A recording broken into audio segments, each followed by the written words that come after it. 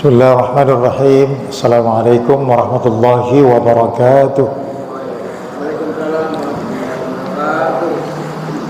Alhamdulillahilladzi ja'ala asy-syahral harama lil mu'minin wa li'ibadatil mukhlasin. Asyhadu an la ilaha illallah wahdahu la syarika lah wa asyhadu anna Muhammadan abduhu wa rasuluh alladzi la nabiyya ba'dahu. أما بعد فقد قال الله تعالى في القرآن الكريم أعوذ بالله من الشيطان الرجيم ربنا إني أسكنت من ذريتي بواد غير ذي زرع عند بيتك المحرم ربنا ليقيموا الصلاة فاجعل أفئدة من الناس تهوي إليهم وارزقهم من الثمرات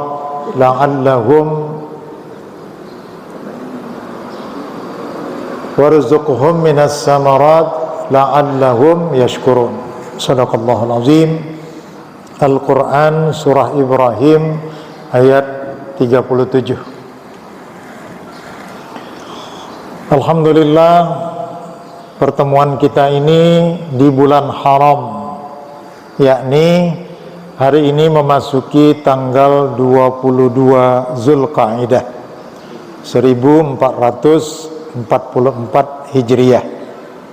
Artinya sebentar lagi para jamaah haji kita yang sudah stay di Makkah ataupun di Madinah, umumnya di Madinah, itu memasuki tanggal 9 Zulhijjah akan melaksanakan wukuf di Arafah. Malah karena memang perjalanannya jauh dan jumlah yang demikian besar, maka sejak tanggal 8 sudah stay ya di Arafah yang kita kenal dengan Yaumut Tarwiyah. Ya, Yaumut Tarwiyah.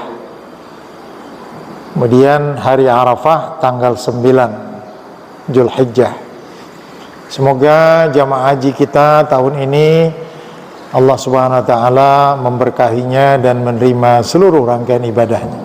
Allahumma ja'al hajjahu hajjan mabrura wa sa'yan maskura wa dhanban maghfura wa tijaratan lan tabur. Salawat dan salam semoga senantiasa tercurah ke hariban junjungan kita Nabi besar Muhammad sallallahu alaihi wasallam, pada keluarganya, kepada para sahabatnya, dan mudah-mudahan kita ittiba mengikuti jejak sunnahnya. Tema yang diberikan adalah kisah perjalanan hidup Nabi Allah Ibrahim alaihi salam, dan dilanjutkan nanti dengan sekelumit sejarah ibadah haji dan kurban, karena dia merupakan satu paket. Tajib. Ibrahim menurut Al-Quran atau Abraham yang sebelumnya Abram, itu dalam kitab perjanjian lama Taurat. Kemudian menurut keyakinan Yahudi dan Nasrani, maka kata-kata Abram itu diganti oleh Allah menjadi Abraham, bapak suku-suku bangsa yang terkenal. Itu bahasa Ibrani maknanya Abraham. Kalau dalam literatur Islam terdiri dari dua kata, ib atau ab, yang satu lagi rahim. Ib itu atau ab itu artinya bapak, rahim atau abu, ya, rahim itu penyayang. Jadi Ibrahim atau aba Ibrahim itu bapak yang penyayang, ya. Jadi kalau di Yahudi bapak bangsa-bangsa yang terkenal, tetapi kalau di dalam Islam itu lebih dikenal dengan atau abu Ibrahim, bapak yang penyayang. Disebutkan namanya berulang dalam Al-Quran sejumlah 69 kali. Masih kalah dengan Nabi Musa yang namanya lebih banyak disebut dalam Al-Quran, ya. Nabi Ibrahim itu menurut para ahli tafsir diulang namanya oleh Allah dalam Al-Quran sebanyak 69 kali. Merupakan Nabi dan Rasul Allah yang keenam. Urutannya Adam, Idris, ketiga Nuh, keempat Hud, kelima Saleh, yang keenam Ibrahim. Baru setelah Ibrahim nanti Ismail, Ishak, Yakub, dan seterusnya, ya. Jadi sebenarnya Ibrahim dengan 5 Nabi dan Rasul di atasnya itu masih kerabat, masih memiliki hubungan persaudaraan. Termasuk Nabi Ibrahim ini bersambung langsung nasabnya kepada Nabi Allah Nuh alaihi salam. Jadi benar menurut hadis riwayat Imam Bukhari, Nabi mengatakan sesungguhnya kami para Nabi dan Rasul ini adalah satu keluarga, yang satu sama lain itu masih memiliki hubungan kerabat. Lihat saja misalnya Ismail, Ibrahim, Ismail, Ishak, Yakub, itu masih saudara, ya. Bapak yang dimuliakan Allah Subhanahu wa ta'ala. Jadi beliau itu merupakan Nabi Allah yang urutannya urutan ke-6 setelah Nabi Saleh alaihi salam, ya. Tayyib, masih kita lanjutkan tentang kisah Nabi Allah Ibrahim alaihi salam, ya. Beliau ini menurut sebagian besar ahli-ahli sirah, qasasul anbiya, dilahirkan di satu kota yang bernama Ur. Mungkin ini salah satu ada kaitannya dengan suku Urdu, wallahu alam, karena lokasinya masih sama di sekitar wilayah Irak. Nama Irak itu dulu sangat luas karena merupakan satu gugusan raja-raja yang bernama Kerajaan Babilonia, ya.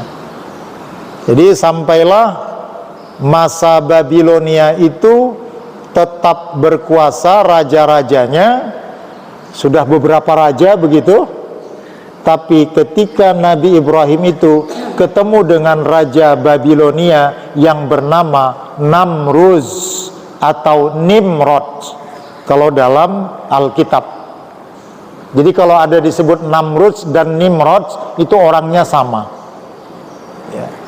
Kalau dalam Islam Namrud, kalau dalam Alkitab Nimrod, ya. Di mana wilayahnya itu? Di kerajaan Babilonia. Di mana Babilonia itu? Di kota Ur, Kasdim, atau sekarang tepatnya wilayah Irak, Baghdad. Ya, di sekitar Baghdad itulah kekuasaan Raja Namrud atau Nimrod itu, ya. Tayyib, tidak satupun para ahli sejarah yang menuliskan tanggal, bulan, dan tahun kelahiran Nabi Ibrahim alaihissalam. Karena tahun hijrah belum ada, tahun Masehi pun belum dipakai, tidak dipakai karena kelahiran Isa jauh setelah, ya, Nabi Ibrahim alaihissalam, ya. Jadi tidak ada yang menyebutkan kapan hari, tanggal, bulan, dan tahun kelahiran Nabi Ibrahim alaihissalam, Beliau itu lahir di saat Raja Namrud berkuasa, mengambil inspirasi dan firasat dari hewan-hewan peliharaannya. Ini unik juga ini. Jadi Namrud itu percaya sama tanda-tanda hewan, bahwa ke depan ini akan ada satu kelahiran laki-laki yang akan mengambil alih kekuasaan Namrud. Ya, jadi bukan diberitakan orang, tetapi melihat tanda-tanda dari hewan yang ada di sekitar dia. Mendengar laki-laki itu akan menghancurkan dan akan mengambil kekuasaannya, Namrud mulai membuat aturan, membunuh setiap kelahiran yang berjenis kelamin laki-laki. Ini mirip-mirip juga dengan zaman jahiliyah, ya, bahwa pada waktu itu zaman jahiliyah mereka merasa malu, ya. Kalau zaman jahiliyah kebalikannya, yang anak perempuan, kalau anak perempuan lahir itu merasa keluarga itu malu, maka anak perempuan itu dikubur hidup-hidup, seperti kisah Umar bin Khattab. Tapi tidak semua, ya, bangsa Arab jahiliyah itu tidak semua menerapkan membunuh anak perempuan. Ini perlu dicatat, sebahagian saja. Termasuk keluarga Nabi dari Bani Hashim dan Bani Muthalib, walaupun belum menerima Islam, tidak satupun yang mempraktekkan tradisi jahiliyah mengubur anak perempuan hidup-hidup. Kita baca dalam Sirah Nabawiyah Ibnu Hisham. Jadi yang membunuh itu sebahagian. Sementara kita karena diceritakan dalam kisah Maulid, seolah-olah semua bangsa Arab membunuh anak perempuan hidup-hidup. Ya, tidak seperti itu. Kalau zaman jahiliyah itu semua anak perempuan dibunuh hidup-hidup, maka Nabi Muhammad itu tidak memiliki ibu yang bernama Aminah. Faktanya, Nabi dilahirkan dari seorang perempuan yang bernama Siti Aminah binti Abdul Wahab. Ya. Kita lanjutkan lagi pelan-pelan. Ya. Maka saat hamil ibunda daripada Ibrahim alaihissalam sudah sampai akan waktunya melahirkan, menghindari pengumuman Raja Namrud, maka dia melarikan diri keluar kota Ur, masuk bersembunyi ke dalam gua. Di sanalah dia melahirkan Ibrahim, ya. Kemudian begitu lahir langsung ditinggalkan begitu saja di dalam gua, ya. Allah menurunkan mukjizat, yakni malaikat Jibril. Maka Jibril lah yang merawat dan membesarkan Nabi Allah Ibrahim alaihissalam, yang dalam suasana ketika itu sangat-sangat tidak diinginkan seorang bayi yang berjenis kelamin laki-laki. Ada keajaiban yang terjadi pada Nabi Allah Ibrahim alaihissalam. Umur 20 hari bisa berjalan dan bisa berkata-kata. Kalau bayi sekarang gimana, Bu? 20 hari baru melahirkan. Iya. Termasuk mukjizat kepada Nabi Isa, ketika masih di dalam ayunan dia bisa berkata-kata. Salah satu mukjizat yang diberikan Allah Subhanahu wa taala kepada Nabi Isa. Kepada Nabi Ibrahim dia mampu berkata-kata dan berjalan di usia 20 hari. Ya. Ini dikutip dari sumber-sumber Taurat dan Alkitab, tapi Al-Quran tidak menyebutkan itu. Ya. Jadi karena ini merupakan kisah sebelum Al-Quran diturunkan, boleh jadi kisahnya banyak diambil dari dua kitab sebelum Al-Quran, yakni kitab Taurat dan juga kitab Injil. Singkat cerita, Nabi Ibrahim tumbuh dengan sempurna, dengan fisik yang kuat, sehingga sampailah wahyu kepada beliau untuk beriman kepada Allah Subhanahu wa taala dan wahyu itu wajib disampaikan kepada kaumnya. Ya. Umurnya diperkirakan antara 20 sampai 23 tahun. Betul-betul umur yang masih sangat belia. Di kota Ur, Kasdim, Babilonia, Irak atau wilayah Baghdad sekarang. Ya. Nah, ketika itu orang pertama yang dia ajak adalah ayahnya. Ini terjadi perbedaan di antara para ulama tafsir. Tetapi saya lebih meyakini nama ayahnya adalah Azar, karena disebut Allah di dalam Al-Quran surah Al-An'am ayat 74.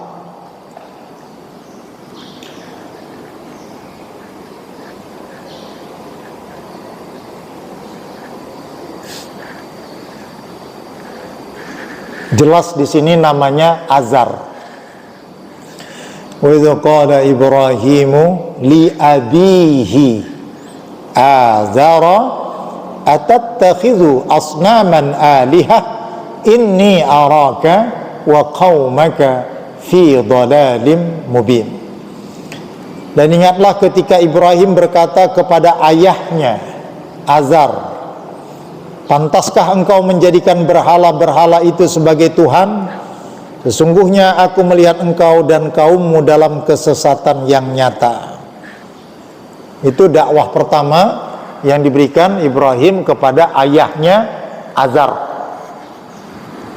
Tapi sebagian ulama tafsir menyatakan Azar itu nama lain daripada Terah atau Tarikh, yang merupakan nama kandung daripada ayahnya. Wallahu a'lam bishawab. Kalau kita menemukan beberapa pendapat yang berbeda, pilihannya hanya dua. Apakah kita meyakini Al-Quran bahwa ayah Ibrahim itu bernama Azar dan sampai wafatnya tidak menerima ajaran tauhid, atau yang dimaksud Azar itu adalah bapak saudara dari ayah atau paman, seperti kedudukan Abu Thalib yang juga tidak menerima Islam sampai akhir hayatnya, atau tidak menerima ajaran Nabi Muhammad sampai akhir hayat. Karena menurut Bapak Ibu, agama Nabi Ibrahim itu apa?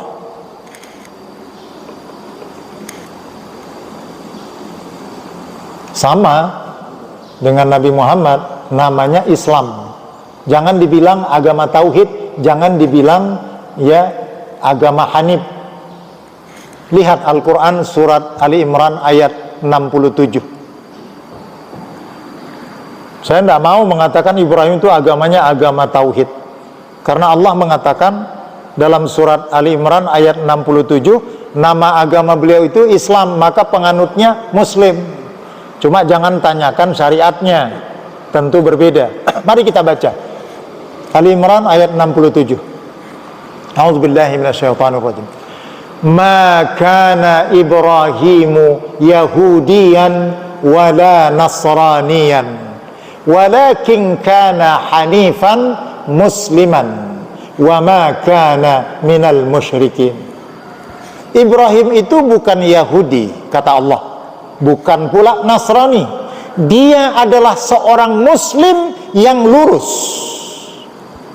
hanif, dan dia sama sekali tidak pernah mempersekutukan Allah dengan suatu apapun. Masih meragukan agama Nabi Ibrahim? Islam?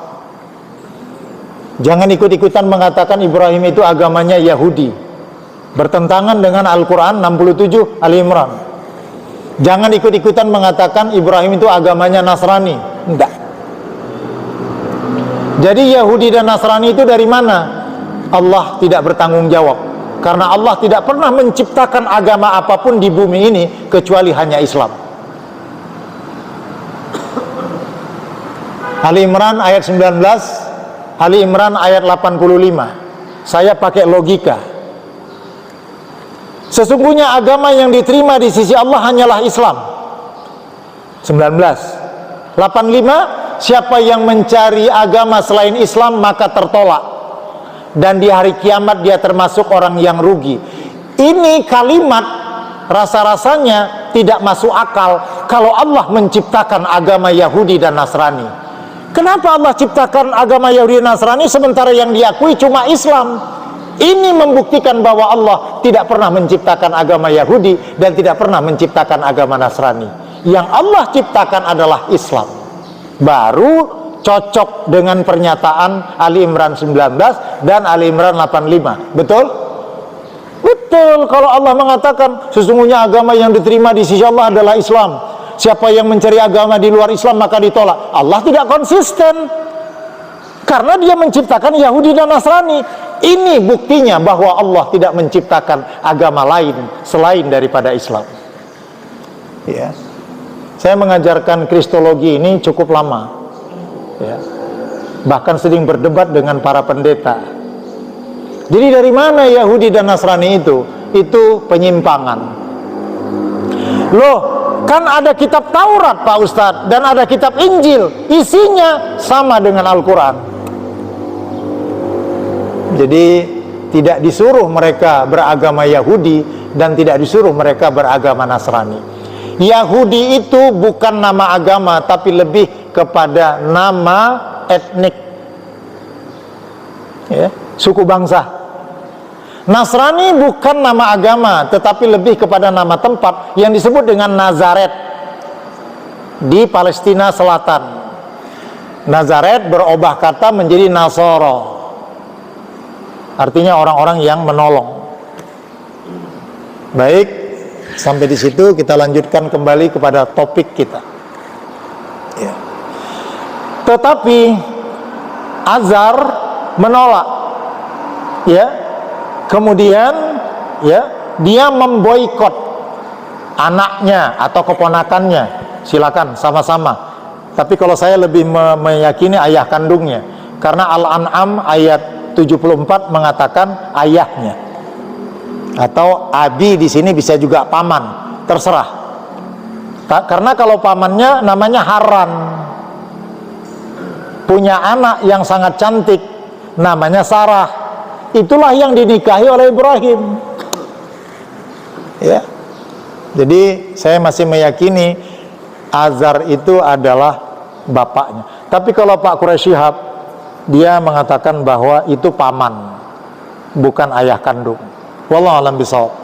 Ini satu perdebatan, karena waktunya sudah cukup lama, wajar para ulama tafsir itu berbeda pendapat. Artinya ketika dua orang ini sudah berlepas diri, maka terputuslah komunikasi. Ya, kata Nabi Ibrahim, kalau engkau tidak bisa mengubah keyakinanmu, maka aku berlepas diri darimu. Artinya lakum dinukum waliyadin. Jadi sudah tidak ada lagi komunikasi. Ya. Ya, jadi salah satu ungkapan Nabi, ayah Nabi itu, wahai anakku, apakah engkau sudah membenci aku dan membenci keyakinanku? Jadi tidak bisa dilanjutkan lagi. Tayyib, kira-kira di masa itulah Nabi Allah Ibrahim alaihissalam dibimbing oleh Allah Subhanahu wa ta'ala mencari kebenaran yang hakiki, sehingga sampailah mereka kepada Nabi Ibrahim sampai kepada satu kebenaran. Kita buka surat Al-Anbiya mulai dari ayat 66. Qala afata'buduna min dunillah ma la yanfa'ukum syai'an wa la yadurrukum. Dia Ibrahim berkata, mengapa kamu menyembah selain Allah sesuatu yang tidak dapat memberi manfaat sedikit pun dan tidak pula mendatangkan mudarat kepadamu? 67. Celakalah kamu dan apa yang kamu sembah selain Allah. Ya, tidakkah kamu mengerti? Mereka berkata, bakarlah dia dan bantulah Tuhan-Tuhan kamu jika kamu benar-benar hendak berbuat. Allah berfirman, wahai api, jadikanlah kamu dingin dan penyelamat bagi Ibrahim. Dan mereka hendak berbuat jahat terhadap Ibrahim, maka kami menjadikan mereka itu orang-orang yang paling rugi. Dan kami selamatkan dia Ibrahim dan Lut ke sebuah negeri yang telah kami berkahi untuk seluruh alam. Dan kami menganugerahkan kepadanya Ibrahim, Ishak dan Yakub sebagai satu anugerah, dan masing-masing kami jadikan orang-orang yang saleh.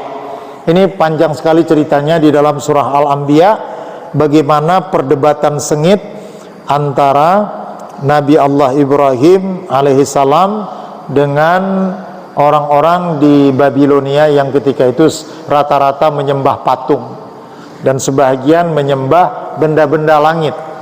Nah, kalau dalam surah Al-An'am mulai dari 74 tadi kita lanjutkan, itu tentang pencarian Ibrahim kepada kebenaran Tuhan yang sebenarnya, karena Ibrahim tidak bisa menerima apa yang terjadi pada masyarakatnya ketika itu. Ayat 75 terus sampai ke bawah surah Al-An'am.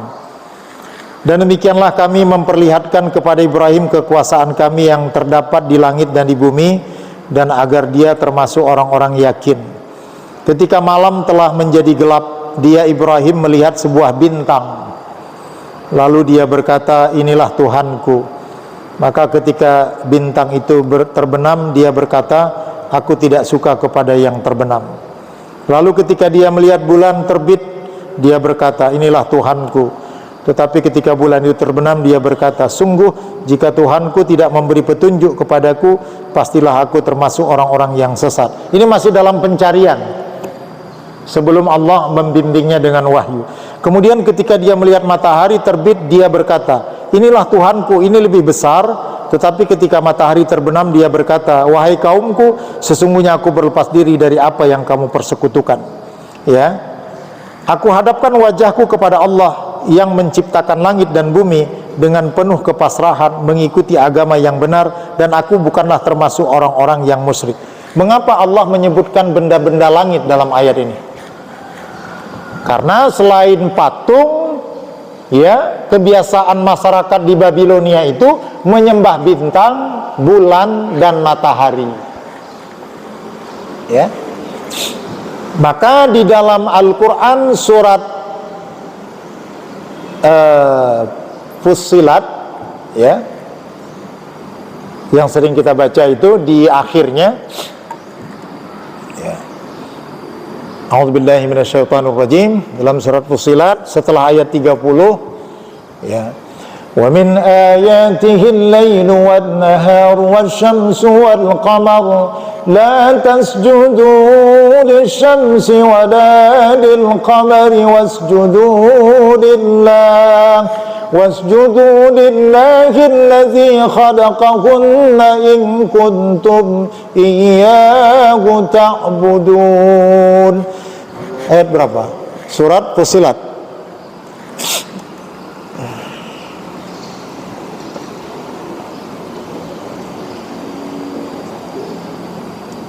Surat Fussilat.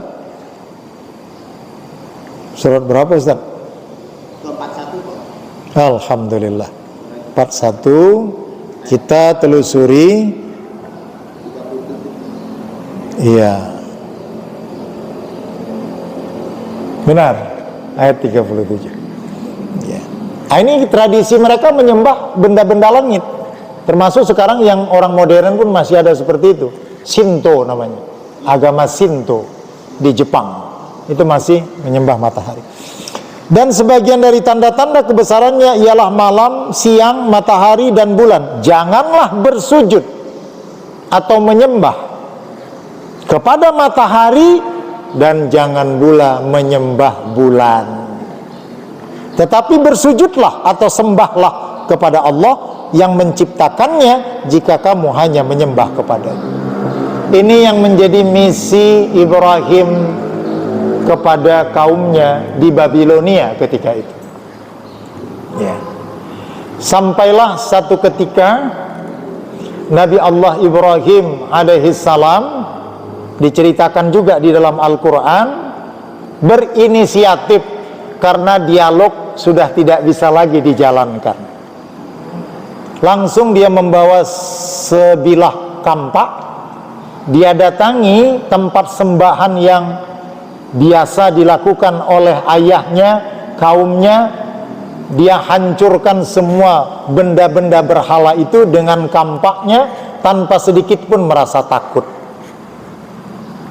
Cuma dia sisakan satu yang paling besar, dan dia letakkan kampak di berhala yang paling besar itu. Kami mendengar ada seorang pemuda yang menghancurkan sembahan kita. Kemudian diidentifikasi namanya Ibrahim. Disidang Ibrahim di kekuasaan Namrud, ditanya, apa yang menyebabkan kamu merusak sembahan kami? Karena aku bertauhid kepada Allah, dan sembahan kalian ini tidak bisa memberi manfaat dan tidak bisa memberi mudarat. Coba lihat, ya, mantap banget ini Ibrahim. Dia hanya mengangkat kepala, ya. Kalau memang kalian mau bertaruh, ya silakan. Apakah berhala-berhala yang kalian sembah itu bisa berkata-kata atau bisa mendengar? Makin marah ini orang, ya, karena sembahannya dilecehkan, ya. Ditanya lagi, jadi siapa yang melakukan ini? Tanyakan saja kepada patung yang terbesar itu. Bagaimana mungkin kami akan menanyakan kepadanya? Bukankah dia tidak bisa berkata-kata dan tidak bisa mendengar? Loh, jadi kalau begitu mengapa kalian sembah?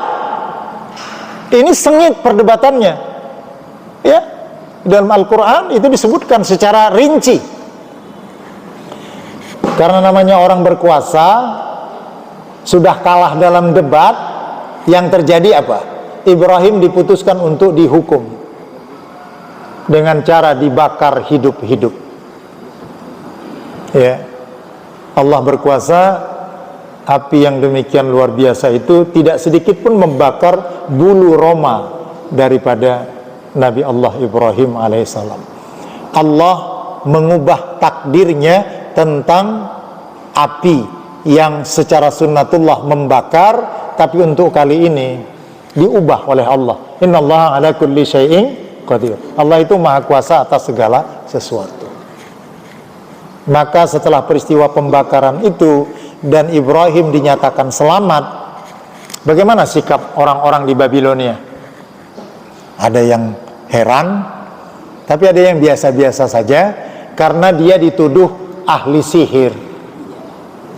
Memang kalau orang sudah nggak mau ikut ini, macam-macam aja. Sudah terbukti kekuasaan Allah, malah dibilang, ya, hadza sihrum mubin. Ini merupakan sihir yang nyata. Iya. Jadi kalau memang sudah tidak mau, ya tidak mau. Kita bergerak lagi atas perintah Allah Subhanahu wa taala. Karena Ur dan Baghdad tidak kondusif lagi, sama seperti Nabi Muhammad diperintahkan hijrah karena tidak kondusif lagi Mekah. Perintah hijrah kepada Nabi itu pertama kali turun dalam surat An-Nisa ayat 100. Kalau Nabi Ibrahim, ayat untuk memerintahkannya hijrah tidak secara eksplisit di dalam Al-Quran, tetapi dalam kisahnya dikatakan Ibrahim itu diperintahkan untuk hijrah, ya.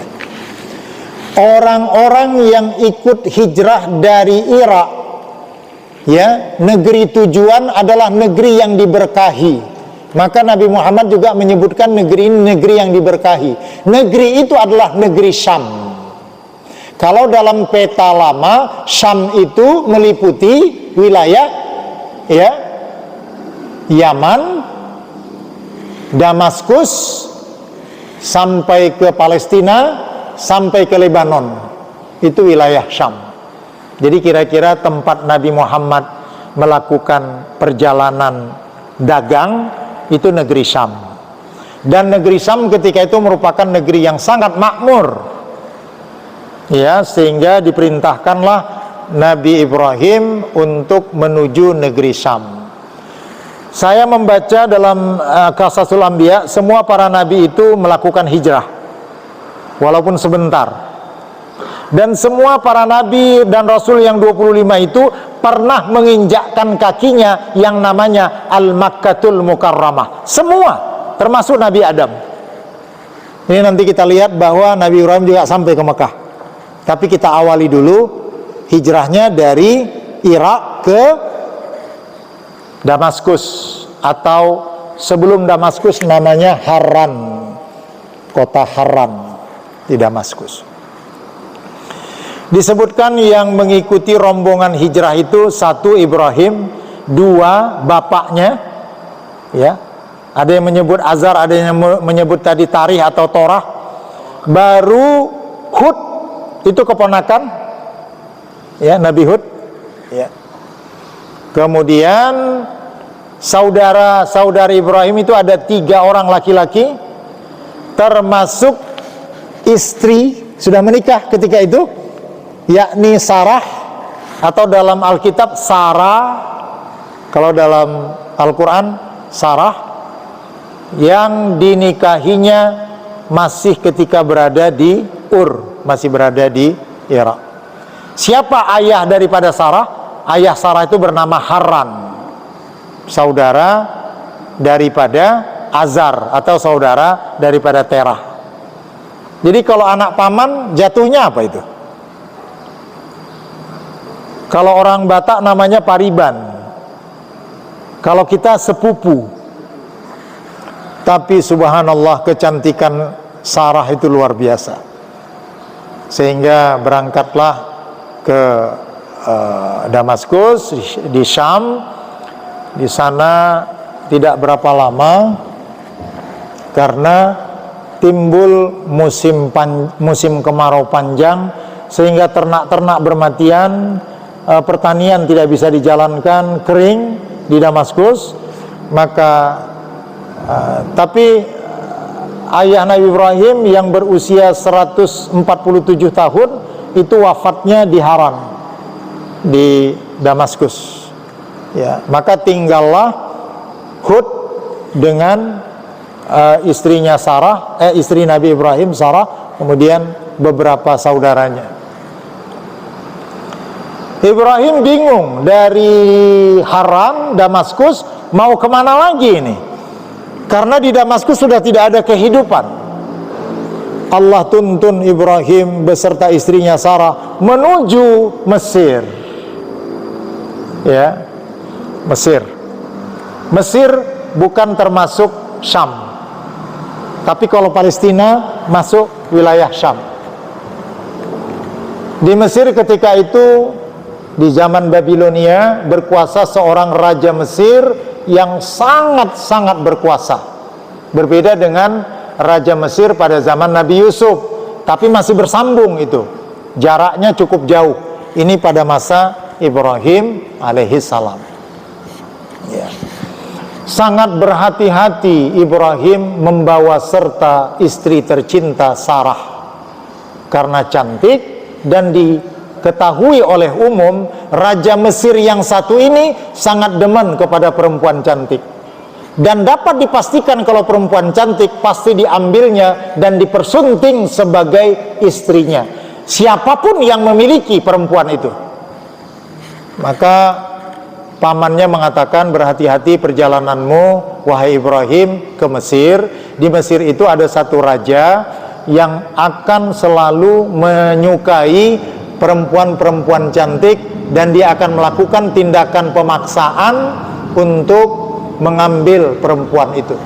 Maka siasatnya, pesan daripada mertuanya, nanti katakan saja istrimu ini sebagai saudara perempuanmu, bukan istrimu. Maksudnya menghindari supaya jangan, ya, terjadi hal-hal yang membahayakan. Tapi apa yang dikhawatirkan itu menjadi kenyataan. Mulai si raja ini menggoda, kemudian menyentuh bahagian tubuh daripada Sarah. Kekuasaan Allah terjadi, lumpuh total. Si raja minta supaya Sarah mendoakannya supaya kembali normal. Didoain, normal lagi. Udah sehat, nyentuh lagi, lumpuh lagi. Dalam kitab perjanjian lama dilakukan sampai 3 kali, tapi tidak disebutkan dalam Al-Quran. Sumber-sumbernya Taurat atau Injil. Sehingga dengan demikian dikembalikanlah Sarah kepada Ibrahim. Dan setelah diketahui bahwa sesungguhnya Sarah itu adalah istri sah Ibrahim, Raja Mesir marah besar karena dia telah berbohong. Maksudnya begini, kalau memang lu ngomong dari awal istrimu, gua nggak ganggu, kira-kira begitu. Nah, tapi karena dibilang bukan istri, maka diganggu. Akibatnya terjadi keadaan yang sangat menyulitkan Raja Mesir ketika itu.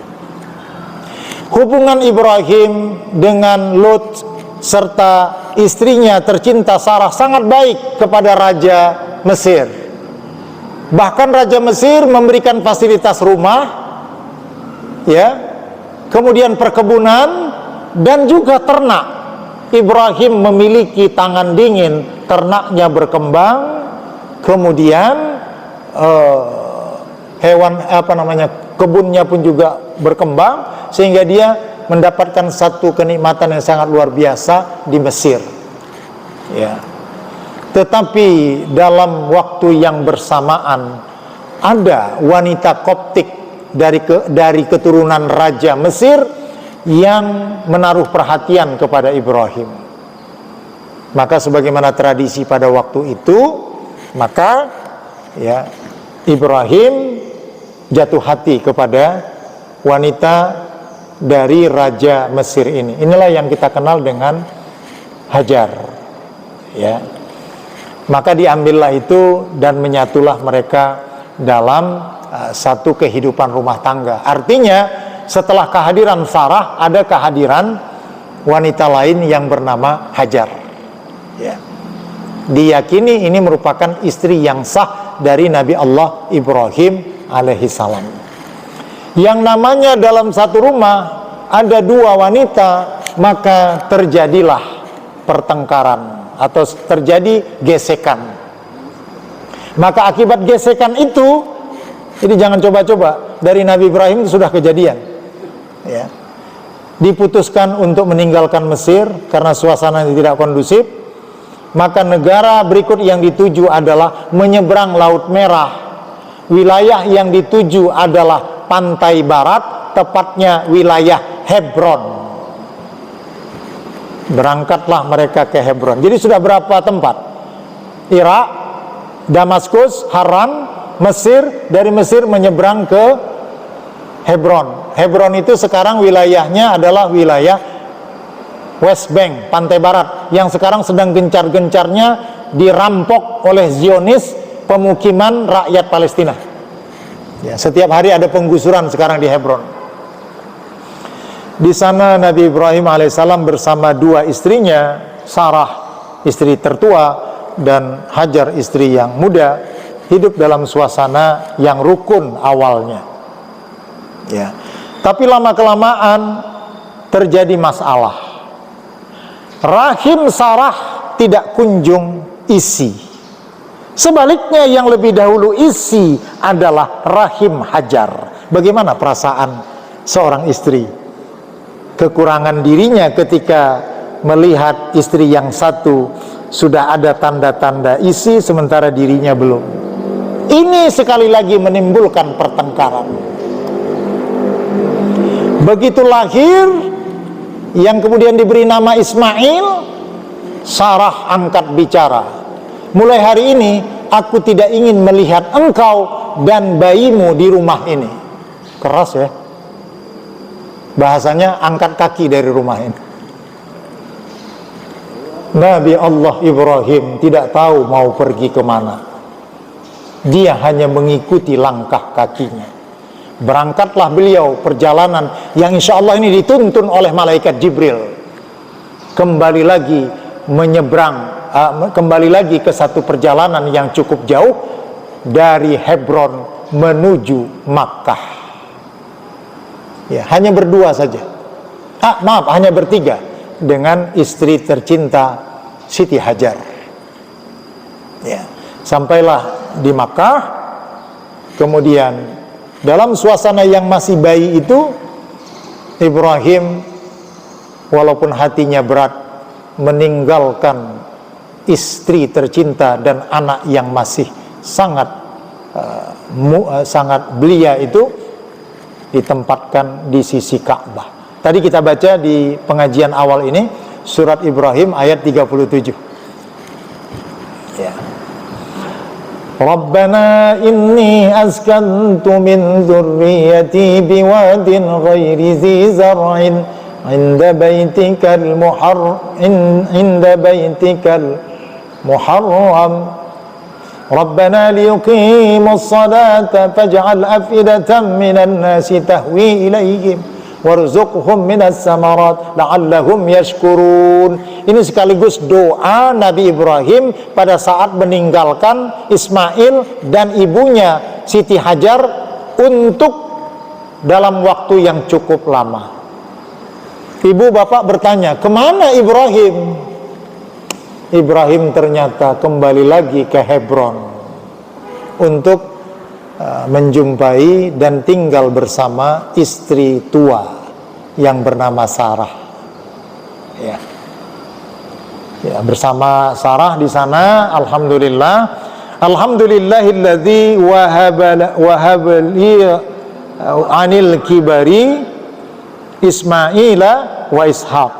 Jadi Ishak itu dapat keturunan setelah kakaknya Ismail dari rahim Sarah ketika Nabi Ibrahim sudah berusia 87 tahun dan Sarah sudah berusia 85 tahun.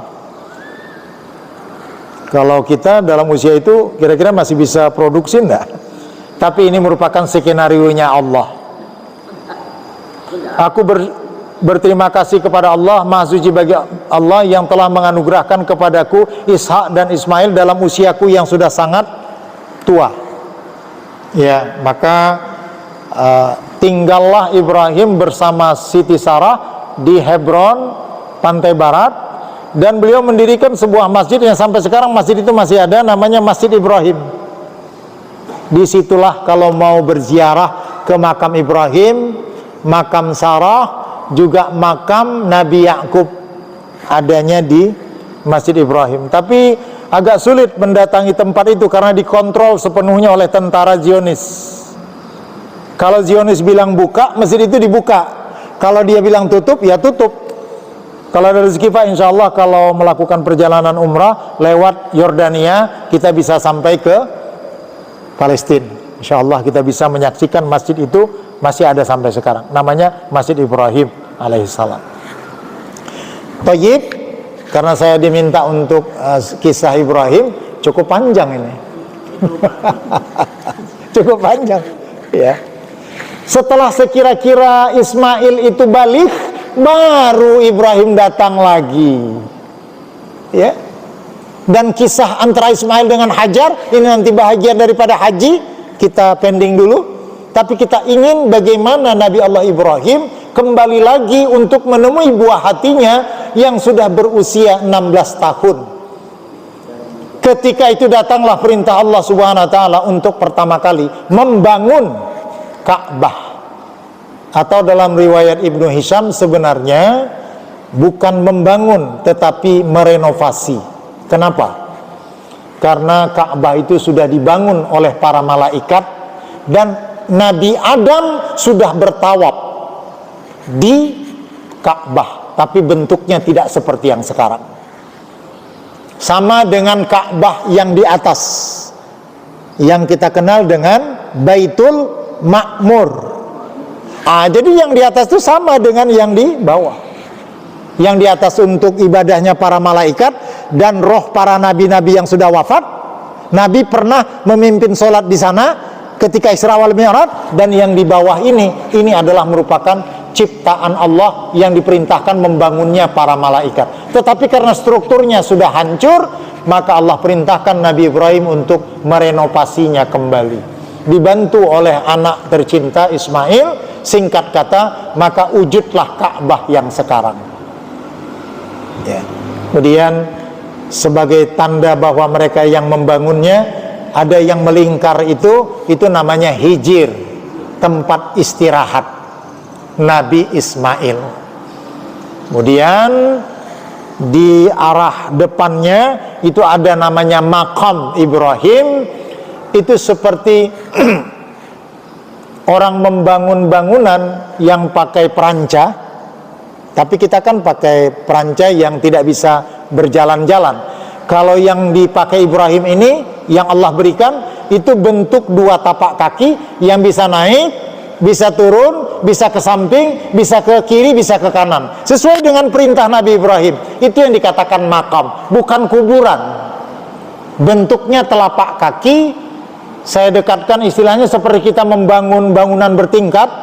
Nah, itu untuk perancanya, supaya bisa menjangkau yang tinggi.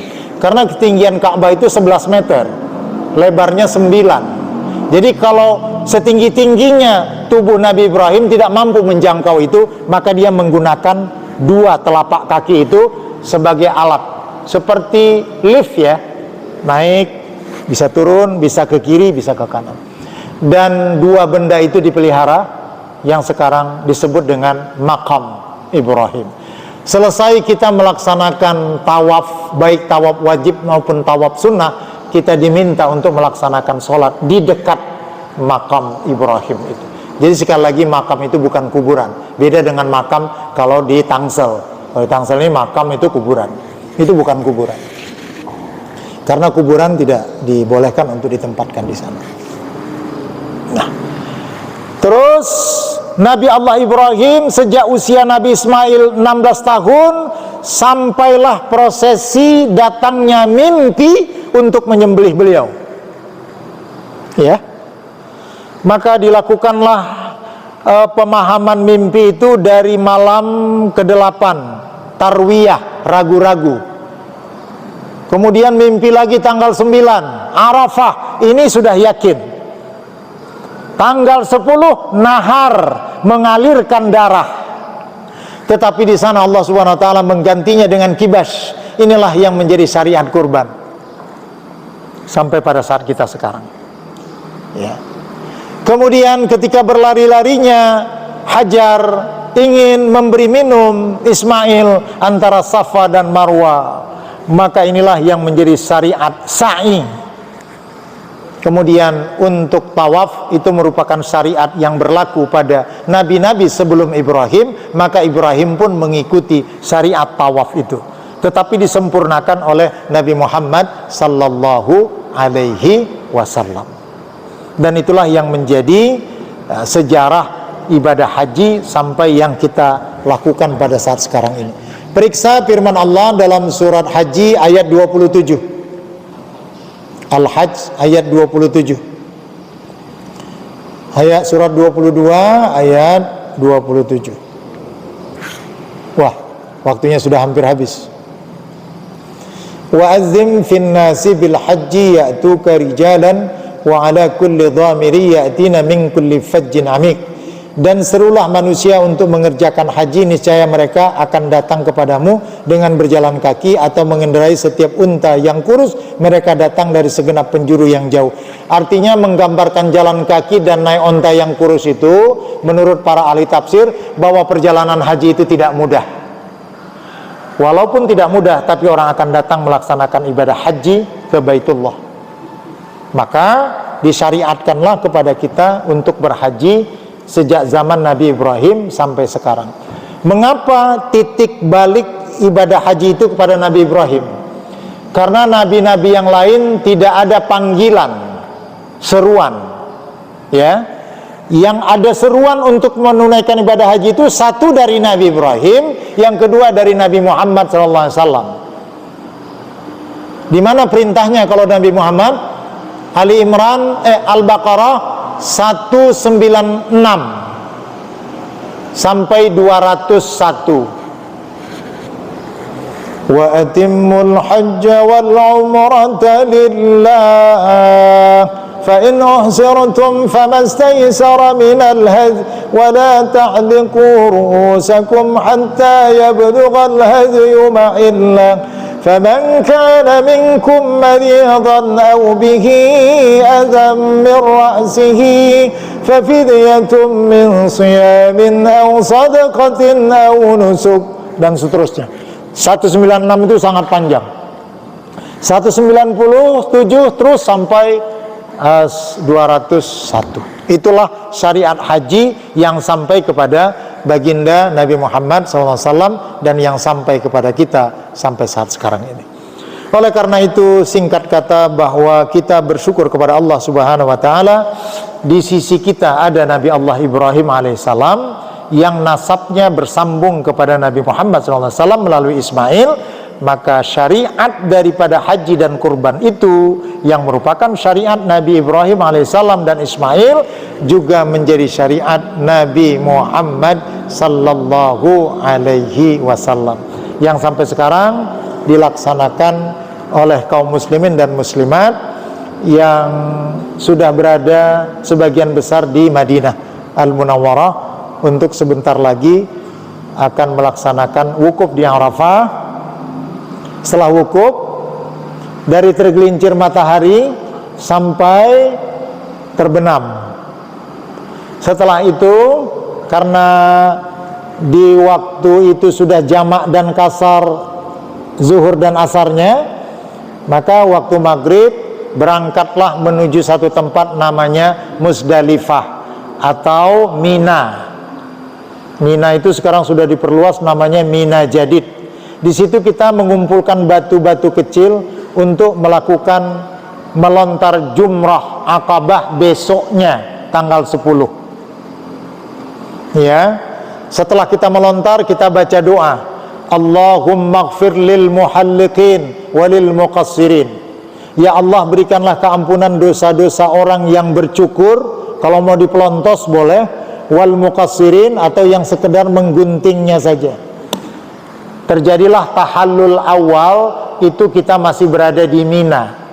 Setelah itu kalau yang nafar awal boleh langsung ke Makkah untuk melaksanakan apa? Tawaf ifadah atau tawaf wajib. Tapi kalau yang masih mau melanjutkan, kita masih melontar lagi hari tasyrik 3 hari, 11, 12, 13. Kalau begitu berapa lama haji itu, Bu? 9, 10, 11, 12, 13. Tapi kok sampai 40 hari? Karena mengatur jumlah orang yang demikian banyak, sehingga memakan waktu yang cukup lama. Makanya jamaah haji yang ONH plus, dia cuma 6 hari. Selesai 5 hari dia pulang. Ya, yang reguler itu lama. Nah, tapi kalau yang ibadah hajinya plus itu cepat. Baik, ada pertanyaan? Kalau tafal maskurah. Ya.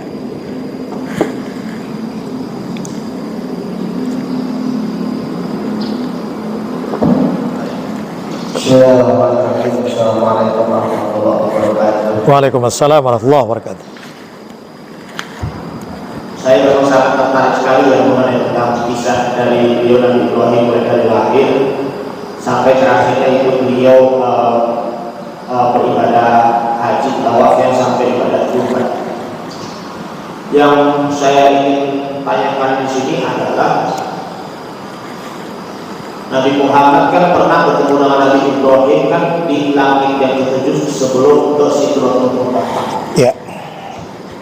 Pernahkah Nabi Muhammad SAW diminta oleh Nabi Ibrahim untuk menyempurnakan dan melanjutkan 3 syariat yaitu ibadah haji, kurban maupun juga khitan atau sunatan seperti itu kan? Assalamualaikum warahmatullahi wabarakatuh. Tayyib. Jadi dalam perjalanan Isra wal Mi'raj itu Nabi Muhammad SAW yang didampingi selalu oleh malaikat Jibril, karena malaikat yang sama juga menurunkan wahyu kepada nabi-nabi sebelumnya.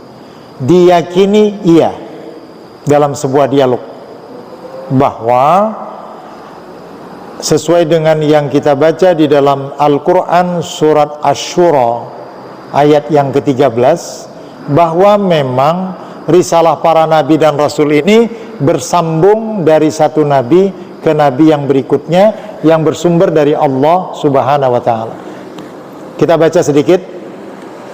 A'udzubillahi minasyaitonirrajim. Asy-Syura ayat 13. syara'a lakum minad din, kami telah mensyariatkan kepadamu ya Muhammad tentang agama Allah ini, ad-din, ya. Ma wassa bihi Nuhan, apa-apa yang pernah kami wasiatkan kepada Nabi Nuh, wa ma wassayna bihi Ibrahima, apa yang pernah kami wasiatkan kepada Ibrahim, wa Musa wa Isa, itu pula lah yang kami wasiatkan kepada Musa dan Isa. Pesannya apa? An aqimuddin, supaya menegakkan agama Allah ini, wala tatafarraqu fih. Jadi di antara ajaran para nabi yang 25 itu tidak boleh ada yang kita beda-bedakan. Karena sifatnya Allah Subhanahu wa taala itu memulai menurunkan syariat ajarannya ini mulai dari sesuai dengan kadar kemampuan dan jumlah umatnya ketika itu. Karena Nabi mendapatkan predikat sebagai khataman nabiyyin, maka pastilah Allah Subhanahu wa taala menitipkan satu misi kepada Nabi untuk penyempurnaan seluruh syariat ini ada pada Nabi Muhammad sallallahu alaihi wasallam. Maka termasuk tadi haji, kemudian kurban, kemudian khitan, kemudian hal-hal lain yang belum dilaksanakan pada nabi-nabi sebelumnya.